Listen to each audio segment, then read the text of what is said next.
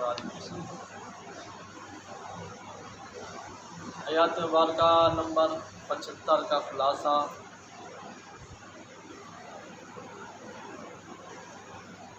اللہ تعالیٰ مسلمانوں کو تسلی دیتے ہوئے ارشاد فرماتا ہے کہ کیا تم یہودیوں سے امید رکھتے ہو کہ تمہاری تبلیغ سے دین اسلام قبول کر لیں گے؟ یہ بات اب جب ہم پڑھتے ہیں سنتے جو بہت بڑی تسکین ہو جاتی ہے۔ اس طرح کے معاملات میں اللہ تعالیٰ کی ذات پاک خود انسان کی رہنمائی بھی فرماتی ہے اور اس کو تسلی بھی دیتی ہے۔ ان سے یہ امید نہ رکھو کیونکہ یہ سرکش قوم ہے، اس میں بعض لوگ ایسے بھی تھے یا ہیں جو کلام الہی سن کر اور خوب سمجھ کر پھر اپنی خواہشات نفسانی سے بدل ڈالتے ہیں۔ نقطے ہمیشہ قرآن پاک کے یاد رکھا کریں، قرآن پاک کا سیاق و سباق ہمیشہ ذہن میں رکھا کریں، جس طرح کہ آپ سب کو بارہ بار عرض کیا جا رہا اور کیا جا رہے گا۔ قرآن پاک مخاطب ہے یہودیوں سے، سبق ہے مسلمانوں کو کہ جب وہ بندے کلام الہی سن کر بھی، غور کریں، کلام الہی سن کر بھی اپنی خواہشات کو سامنے رکھ کر اللہ تعالیٰ کے کلام کو اہمیت نہیں دیتے تھے، جب وہ نکمے نہ گندے ہیں تو کیا آپ بتائیں جو مسلمان قرآن پاک کو سن کر، احادیث پاک کو سن کر پھر بھی اپنی اناج جدران کو مد نظر رکھے تو کیا خیال ہے؟ اللہ تعالیٰ راضی ہے اس سے۔ قرآن پاک کی باریکی کو ہمیشہ سمجھا کریں، ہمیشہ سمجھا کریں، ہمیشہ سمجھا کریں۔ اور اے مسلمانوں، اب تو ان کو تم سے اور تمہارے پیغمبر علیہ السلام سے حسد اور بغض بھی ہے۔ انہوں نے حسد اور بغض کی وجہ سے میرے آقا ذیشان صلی اللہ علیہ وسلم کی وضاحت کو نہیں اپنایا۔ جو مسلمان کلمہ پڑھ کے نہ اپنائے گا اس کو کس کھاتے میں لکھے گا؟ پھر اس کا مطلب ہے مسلمان میں وہی جراثیم ہے، ورنہ ہو مسلمان تو اپنے آقا حضور علیہ السلام کی شریعت کو فالو کرنے کے لیے اس کو کوئی چیز روکے ہرگز نہیں ہو سکتی۔ پھر یہودیوں میں اور مسلمانوں میں فرق تو نہ رہا نا، کیونکہ انہیں تمہاری وجہ سے اپنی ریاست جانے کا اندیشہ ہے، جبکہ نبی آخر الزمان علیہ السلام تشریف بھی نہ لاتے تھے اور انہیں ان سے کوئی خطرہ بھی نہ تھا، جب ہی ان کے صفات احوال بدل چکے تھے اور یہ جانتے بھی تھے کہ یہ سخت گناہ ہے، تو اب جب کہ انہیں تم سے خطرہ بھی پیدا ہو چکا ہو، یہ تمہاری بات کیسے مانیں گے؟ یہ تب کی باتیں ہیں جب میرا آقا ذیشان صلی اللہ علیہ وسلم تشریف آوری نہیں ہوئی تھی۔ اب تو ان کو واضح طور پر پتہ بھی چل گیا ہے کہ ہماری بادشاہت چلی جائے گی۔ اب بات پھر وہی آ جاتی ہے، یہودیوں کو تو خطرہ تھا کہ ہماری بادشاہت چلی جائے گی، ہمارے مسلمانوں کو کون سا خطرہ ہے؟ ہمارے حکمرانوں کو کون سا خطرہ ہے؟ یہودیوں کو تو یہ خطرہ تھا کہ اگر ہم نے مسلمانوں کے نبی پاک صلی اللہ علیہ وسلم کی تقلید کر لی تو ہماری چدراڑ چلی جائے گی، ہماری حکمرانی چلی جائے گی۔ ہمارے حکمرانوں کو، ہمارے بڑوں کو کس چیز کا خطرہ ہے؟ ان ظالموں کو تو یہی کہا جا رہا ہے کہ میرے آقا حضور علیہ السلام کی شریعت مبارکہ کو فالو تو کریں، پھر دیکھیں اللہ تعالیٰ آپ کو کتنی عطا فرماتا ہے۔ لیکن یہ بد نصیب کھڑی انگریز کی پالیسی پر ہے۔ اچھا، جس کلام کو یہ حق سمجھتے تھے اور جس نبی پاک صلی اللہ علیہ وسلم یہ ایمان لا چکے تھے، جب اس پر انہوں نے یہ کارروائی کر لی تو قرآن پاک اور صحیح قرآن پاک کو تو یہ مانتے بھی نہیں ہیں۔ کیوں نہیں مانتے؟ یہ حق لے کر آئے تھے، ٹھیک ہے جناب۔ اگر اس کی مخالفت کریں تو تم کیوں رنج کرتے ہو؟ مسلمانوں کو سمجھایا جا رہا ہے اگر یہ ان کی مخالفت کریں تو تم کیوں رنج کرتے ہو؟ بعض علماء نے فرمایا کہ موسیٰ علیہ السلام کے زمانے ہی میں تورات شریف کو سن کر سمجھ کر اس کے خلاف عمل کرنا، موسیٰ علیہ السلام کے فرمان مبارک جان بوجھ کر بچڑے کی پرستش کرنا عملی تحریف تھی۔ پھر وہی سمجھے یہودیوں کو کتنی سرزنش ہو رہی ہے، یہ تورات شریف سمجھ کر، ٹھیک ہے جناب۔ فرمان موسیٰ علیہ السلام، نبی کا فرمان مبارک احادیث پاک ہوتا ہے، یاد رکھنا کریں۔ کلام الہی کلام ہوتا ہے اور ہر نبی کا فرمان مبارک حدیث پاک ہوتا ہے۔ یہ ظالم تب ہی اپنے نبی پاک علیہ السلام کا فرمان مبارک یعنی کلام الہی اور احادیث پاک سمجھ کر جان بوجھ کر تحریف بھی کرتے تھے، نافرمانی بھی کرتے تھے اور بتوں کی پرستش بھی کرتے تھے۔ تو جب ان کو اللہ تعالیٰ کی بارگاہ میں مقبولیت حاصل نہیں تو مسلمان بھی اپنے آپ کو سمجھا کرے، روزانہ احتساب کیا کرے۔ ہمارے اسلاف فرماتے ہیں جب رات کو سوئے نا، سونے سے پہلے سوچے میں نے کتنے شریعت پر عمل کیا ہے، کتنے شریعت کی نافرمانی کی ہے، کون سے ایسے اعمال کیے ہیں جس سے اللہ تعالیٰ کی ذات راضی ہے، کون سے ایسے اعمال کیے ہیں جس سے اللہ تعالیٰ اس کے محبوب صلی اللہ علیہ وسلم ناراض ہے۔ لیکن یہ تو احساس اس کو ہوگا نا جس نے سمجھا کہ میں نے مرنا ہے۔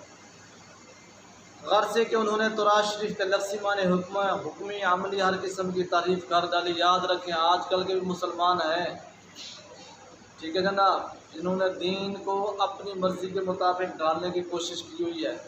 معاشرہ آپ سب کے سامنے ہے۔ میں ایک چیز سمجھتا ہوں، سادہ سا ذہن رکھتے ہیں، الحمدللہ دین سے وابستگی رکھتے ہیں۔ مسلمان کلمہ گو نبی پاک صلی اللہ علیہ وسلم سے پیار کرنے والا، شریعت سے پیار کرنے والا، بس میرا ایمان اور عقیدہ، میری ریسرچ، میرے سامنے مطالعہ حدیث پاک تفسیروں کا یہ کہتے ہیں کہ وہ قطعاً خلاف شرع کوئی کام نہیں کر سکتا، بس سیدھی سی بات ہے۔ اس آیت پاک کے فائدے: ضدی عالم مصنف جہل سے بدرجہ بدتر ہے۔ پھر سمجھیں، ضدی عالم مصنف جہل سے بدرجہ بدتر ہے، کیونکہ اس جہل کے ایمان کی امید ہے مگر اس عالم کے ایمان کی امید نہیں ہے۔ اللہ تعالیٰ اس عالم سے پناہ عطا فرمائے جو ضدی ہو۔ یاد رکھیں، ضدی بندہ، ضدی جاننے والا، رات میں پڑھ رہا تھا علم کی تعریف۔ ایک علم تو ہمارے نظروں میں یہ ہے کہ جس کو ہم پڑھ لکھ لیتے ہیں اس کو علم کہا جاتا ہے۔ وہاں تعریف فرما رہے تھے کہ علم کا نام تدبر، تفکر، سمجھ، فراست اور اس طرح چیزیں۔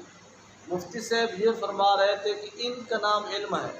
پھر انہوں نے بڑی خوبصورت مثالیں دی ہیں کہ ایک علم ہوتا ہے، انسان عالم ہونے کے باوجود، جاننے کے باوجود بھی اس کا لہجہ، اس کا انداز، اس کا عمل جہلوں سے بھی بدتر ہوتا ہے۔ ظاہراً وہ پڑھا لکھا بھی نہیں ہوتا، بلکہ ایک ظاہراً پڑھا لکھا نہیں ہوتا، اس کی سوچ، اس کی فیصلے کرنے میں، سمجھنے میں، سمجھانے میں ان سے بھی فرق بہت بڑی بند کر رہے تھے۔ کمال کرتے ہیں۔ کاش کبھی آپ کسی دین کی صاحب عالم کی کبھی آپ بک اٹھائیں، بالخصوص نبی پاک صلی اللہ علیہ وسلم کے جو شاقان رسول صلی اللہ علیہ وسلم، ان کی جو تحریریں ہیں نا، اگر کبھی وہ پڑھیں تو آپ کے دل کی دنیا آباد ہو جائے گی۔ یہ مفتی سے بھی اب باپ ہے، مفتی احمد یار خان نعیمی سے رحمۃ اللہ تعالیٰ، آپ باپ ہیں۔ آپ نے 11 سپارے تک گئے، آپ کا بھی سال مبارک ہو گیا۔ آگے آپ کے بیٹے لکھتے ہیں مفتی اقتدار خان سے رحمۃ اللہ تعالیٰ، انہوں نے باپ سے بھی 2 قدم آگے کام رکھا۔ ایسی تحقیق، ایسی خوبصورت تفسیر، اللہ اکبر کبیرہ، اللہ اکبر کبیرہ۔ قرآن پاک کو اگر ہم کہیں نا کہ قرآن پاک کے سمندر سے موتی چننے کے لیے اللہ تعالیٰ نے باپ بیٹے کو منتخب کر لیا تو یہ بے جا نہ ہوگا۔ کمال کر دیتے ہیں جناب، کمال کر دیتے ہیں۔ پھر سامنے رکھتے ہیں اسلاف کی تفسیروں کو، سامنے رکھتے ہیں۔ تفسیر البیان ہے، تفسیر المعانی ہے، تفسیر ابن کثیر ہے، تفسیر ابن اثیر ہے، ٹھیک ہے جناب، تفسیر ساوی ہے، تفسیر جلالین ہے، تفسیر جنان ہے۔ یہ وہ تفسیریں ہیں جو آج سے 400 سال پہلے، 600 سال پہلے، 800 سال پہلے، 900 سال پہلے ان ہستیوں نے بھی کمال کر دیا۔ پھر سب تفسیروں کو سامنے رکھ کر ان سے خلاصہ لینا، ان سے نکات لینا، ان سے جو ہے نا ایک انالیسس کرنا، پھر آپ کو بیٹھے بات کرنے کا مطلب یہ ہے کہ اتنی لاجواب باتیں رات میں پڑھ رہا تھا۔ آپ یعنی قرآن پاک کی ایک ایک احادیث پاک سے، آیات پاک سے ایسے بلیغ خوبصورت مسئلے بیان کرتے ہیں، کمال کرتے ہیں۔ جب وہ شیطان کی وضع قطع، شیطان کے کرتوتوں پر لکھتے ہیں نا، یقین مانے معاف کیا کریں، تو پھر وہ اسی لین میں سب کو لگا دیتے ہیں۔ وہ کہتے ہیں کہ یہ جو تم کرتے ہو شریعت کے خلاف، کھانا اٹھنا بیٹھنا پہننا وضع کرتا، یہ سارا کچھ، وہ کہتے ہیں یہ تو ٹوٹل شیطانی کام ہے، مومن کا کام ایسے نہیں ہے۔ پھر ساتھ آیات پاک ہوتی ہے، پھر ساتھ حدیث پاک ہوتی ہے، پھر ساتھ ان کی تحقیق ہوتی ہے، یقین مانے کمال کرتے ہیں۔ اینی وہ کہتے ہیں یہ تو شیطان کی وضع کرتا ہے، شیطان اور رحمان کے عمل راستے میں پھر فرق تو نہ رہا۔ ایک آدمی ہے، سیدھی سی بات ہے، اس کا اٹھنا بیٹھنا کھانا پینا اوڑھنا بچھونا وضع کرتا سیم تو شیطان کی۔ ایک وہ ہے کہ جس کی اسلامی وضع کرتے تو اس کو اور اس کا موازنہ تو نہیں ہو سکتا نا جناب۔ بارکہ آپ بھی کوشش کریں، خدا را آپ کوشش کریں، خدا را آپ کوشش کریں، بہت گزر گئی ہے، بہت گزر گئی ہے، تھوڑی رہ گئی ہے۔ اسلام کو فالو کریں اور اسلام کی تعلیمات کو فالو کریں۔ اصل ہمارا مدعا، اصل ہماری تعلیم، اصل ہمارا مقصد یہی ہے۔ خدا کے لیے آپ سمجھیں، خدا کے لیے آپ بڑے خوش نصیب ہیں۔ ہم آپ کو دل کی دکھی دنیا سے اور قرآن پاک کی صحیح باریک بینی سے بات عرض کرتے رہتے ہیں۔ ہم بہت بڑے دور چلے گئے دین سے، بہت بڑے دور چلے گئے دین سے، اس لیے فی زمانہ مناظرے فائدہ مند نہیں ہوتے، کیونکہ وہاں آبرو اور ضد کا سوال ہوتا ہے۔ ضدی بندہ کبھی حقیقت کو نہیں مانے گا، یاد رکھیے گا۔ دوسرا فائدہ، کوئی شخص اپنے علم اور معرفت اور یقین بلکہ رب تعالیٰ کی ہم کلامی کے باوجود ایمان نہیں پا سکتا۔ سمجھے؟ کوئی شخص اپنے علم اور معرفت اور یقین بلکہ رب تعالیٰ کی ہم کلامی کے باوجود بھی ایمان نہیں پا سکتا جب تک کہ اللہ تعالیٰ کی رحمت شامل حال نہ ہو۔ اسی بندے کو علم کی عمل کی توفیق ملتے جس پر اللہ تعالیٰ کا فضل ہوتا ہے۔ اگر ہر بندہ یہ سمجھے کہ مجھے توفیق ہے تو مجھے توفیق ہے، یاد رکھو جس کو اللہ تعالیٰ کی توفیق آ جاتے تو اس کا بندے کا 24 گھنٹے میں کوئی خلاف شرع کام نہیں ہوتا۔ سیدھی سی بات ہے، دیکھیں نا، معاذ اللہ اربع خربہ معاذ اللہ، اربع خربہ معاذ اللہ، اربع خربہ معاذ اللہ، پھر تو اس کا مطلب ہے کہ پھر تو دوگلی رحمت ہو گئی کہ تھوڑی چیزوں کی توفیق دے دی، تھوڑی چیزوں کی توفیق نہ دی۔ جب اس پاک ذات نے آپ سب کو، ہم سب کو، امت مسلمہ کو توفیق دینی ہے تو پھر مکمل توفیق دینی ہے۔ یہ کیا پھر تھوڑا سا حصہ شیطان کا رکھ دے، تھوڑا سا اس طرح، تھوڑا سا۔ آپ دیکھیں، اس کی میں آپ کو صرف ایک مثال عرض کرتا ہوں۔ جب اللہ تعالیٰ اپنے محبوب لوگوں کو توبہ کی توفیق دیتا ہے، بڑے بڑے بزرگان دی، پہلے فاسق تھے، فاجر تھے، زانی تھے، شرابی تھے، کبابی تھے، راہزن تھے، ہر گناہ اس میں پایا جاتا تھا۔ جب اس کے فضل کی توفیق ہوئی، ایسے ولی کاملین بنے کہ تاریخ میں ان کا نام زندہ ہو۔ اس کا مطلب ہے جب فضل ہوتا ہے تو مکمل فضل ہوتا ہے، ٹھیک ہے جناب۔ ابلیس نے رب تعالیٰ سے بارہا کلام کیا تھا مگر مردود ہو گیا، بلکہ عالم انوار دے کر ملائکہ میں رہ کر مومن نہ رہا۔ صوفیاء کرام فرماتے جب کہ ایمان بات العیان جاتا رہا تو ایمان بالبرہان کا کیا اعتبار۔ مولانا روم سے فرماتے ہیں جز عنایت کے کشایت چشم راہ، جز محبت کے نشاند خشم راہ۔ خدا تعالیٰ کی مہربانی کے سوا آنکھ کون کھول سکتا ہے؟ نہیں کوئی کھول سکتا۔ غصے کو محبت کے علاوہ کون ختم کر سکتا ہے؟ یہ سب میرے اللہ رب العزت کے فیصلے و کرم۔ جہد بے توفیق خود کسرام باد، در جہاں واللہ عالم بالصدال۔ بے توفیق والی عبادت کھوٹے روپے کی طرح ہے۔ سمجھے بے توفیق والی عبادت کھوٹے، دیکھنے میں عمدہ مگر بازار میں بیکار۔ مفلساں در خوش شوند از زر کلب، لیک آن رسوا شود در دار ضرب۔ اللہ کرے کسی کی کوشش بے توفیق نہ ہو، کسی کی کوشش بے توفیق نہ ہو دنیا میں، اور اللہ تعالیٰ بہتر جانتے ہیں رکاوٹوں کو کہ کس چیز نے ہمیں رکاوٹ ڈالی ہوئی ہے دین سے قریب نہ آنے کی۔ مفلس اگرچہ کھوٹے سونے سے خوش ہوتے ہیں مگر وہ ٹکسال میں جا کر بے قدر ہو جاتا ہے۔ تیسرا فائدہ، دین کو بدلنا، اس میں بری بدعتیں ایجاد کرنا بھی اس وعید میں شامل ہے۔ وہی نقطہ جو میں نے آپ کو عرض کیا کہ قرآن پاک کی ایک آیات مبارکہ میں جو اس ذات پاک نے نکات حکمتیں راز رکھے ہیں، کبھی آپ تفسیریں پڑھیں تو آپ کا کل دنگ رہ جائیں گے۔ ہیں یار، ہم نے تو صرف اس پر ظاہری ترجمہ پڑھتے تھے، یہ بھی اس میں آ رہا ہے، یہ بھی اس میں آ رہا ہے، یہ بھی اس میں آ رہا ہے، اور آپ کا ایمان اور عقل اللہ اندر مانے گا جس طرح کہ آپ نے یہ عبارت سمجھ لی۔ سمجھے دین کو بدلنا، اس میں بری بدعتیں ایجاد کرنا بھی اس وعید میں شامل ہے۔ یہودی یہی کرتے تھے نا، یہودی دین بھی چینج کرتے تھے نا، وضاقتہ چینج کرتے تھے نا، شریعت موسوی چینج کرتے تھے نا، جب ان کی یہ پٹیے تو مسلمان خواہ کسی یونیورسٹی کا اسکالر کیوں نہ ہو، یاد رکھیں، ہمیشہ یاد رکھیں یہ جملے بے شک سن کر کسی بڑے سے بڑے عالم دین چارے مکتبہ فکر سے جا کر کویشچن کیا کریں۔ اب تو کویشچن کرنے میں بڑی آسانی ہوگی، اخبارات کے ذریعے، فون کے ذریعے اور فیس بک کے ذریعے، چینلوں کے ذریعے اب تو بڑی آسانی ہو گئی ہیں۔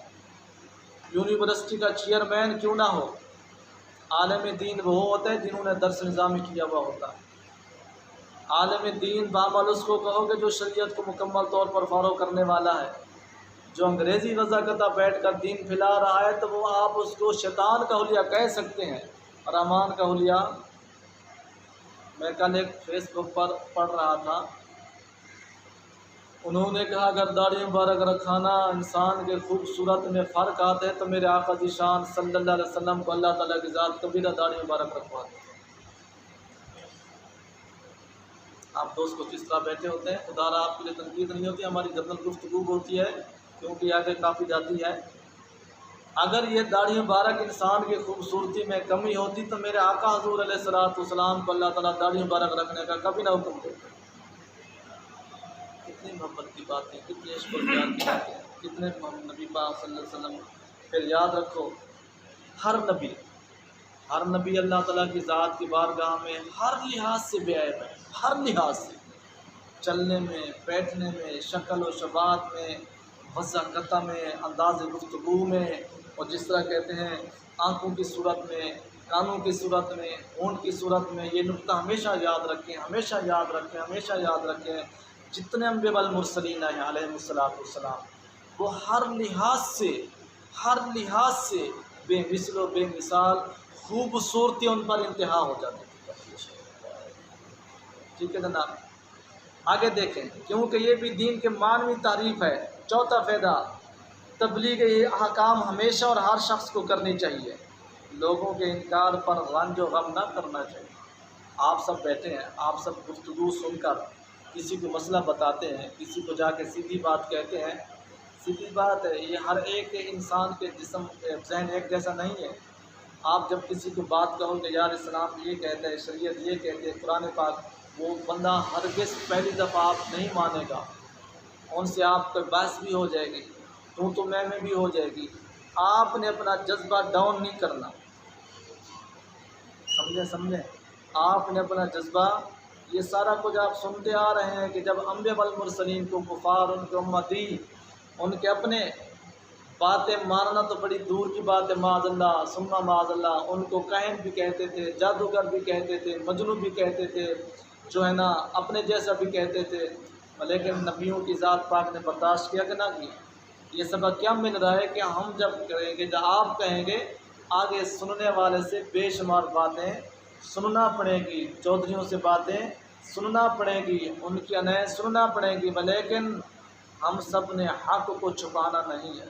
یہی پوزیشن یہاں تو اللہ تعالیٰ کے خاص کرم ہے، جہاں بڑی بڑی انتظامیہ ہوتی ہے، وہاں چودھری ہوتے ہیں، چودھری وہی جن کو 6 کلمے بھی نہیں آتے، وہ کوئی مسجد پاک کا صدر بننا بیٹھا ہوتے ہیں، کوئی مسجد پاک کا خزانچی بننا بیٹھا ہوتے ہیں، ان کو نماز کے فرض بھی نہیں آتے۔ ٹھیک ہے نا جناب، تو جب پھر حق کو انسان، جس کو اللہ تعالیٰ کا کرم، نبی پاک کا فضل ہوتا ہے، اس نے جب بات کرنی تو ان کی چھٹی کے سبب کیا بنتے ہیں، ان کی چھٹیوں کے سبب کیا بنتے ہیں؟ معاذ اللہ وہ کہ چوریاں کر کے آتے ہیں، بات کرتے شرم آ رہی ہے، وہ بھی معاذ اللہ زنا کر کے آتے ہیں۔ جب سیدھی باتیں شروع کرتے ہیں تو وہ اگلے کہتے ہیں حضرت صاحب، یہ سب سے بدترین بدبخت انسان ہوتے ہیں جو دین کو اپنی ذات پاک کے، اپنی ذات کے مطابق چلانا چاہتے ہیں۔ مطلب علماء کے کیا قصور ہوتے ہیں کہ 6 مہینے بعد چھٹی ہو رہی ہے، 4 سال بعد چھٹی ہو رہی ہے، سال بعد چھٹی ہو رہی ہے، یہ صرف وہاں شیطانیت ہوتی ہے۔ ورنہ دیکھیں، مجھے اس باتوں سے بڑا ایک رشک آتا ہے، بڑی ایک محبت بڑھتی ہے۔ بھلا نبیوں کے، نبی پاک صلی اللہ علیہ وسلم کے صحابہ علیہ رضوان سے بڑھ کر کائنات میں بڑا کوئی چودھری نہیں تھا، نبی پاک صلی اللہ علیہ وسلم کے صحابہ علیہ رضوان سے بڑھ کر بڑا کوئی امیر کبیر نہیں تھا، ایسے نہ جناب۔ سیدنا صدیق اکبر، سیدنا عمر، حضرت عبد الرحمن بن عوف، حضرت عثمان بن عفان رضی اللہ تعالیٰ عنہ، یہ کتنے بڑے امیر کبیر تھے۔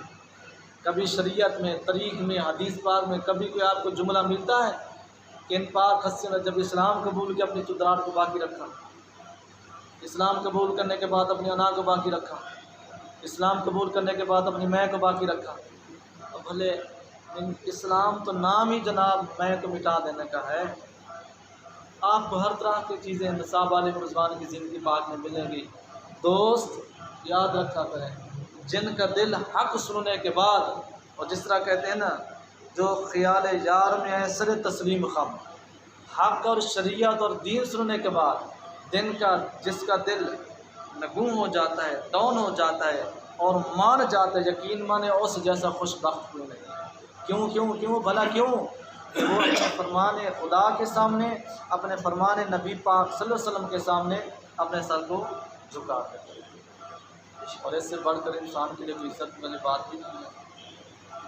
بار کے آگے دیکھیں جناب، دیکھو رب تعالیٰ نے یہود کے ایمان سے مسلمانوں کو مایوس تو کر دیا، میں لیکن تبلیغ سے نہ روکا۔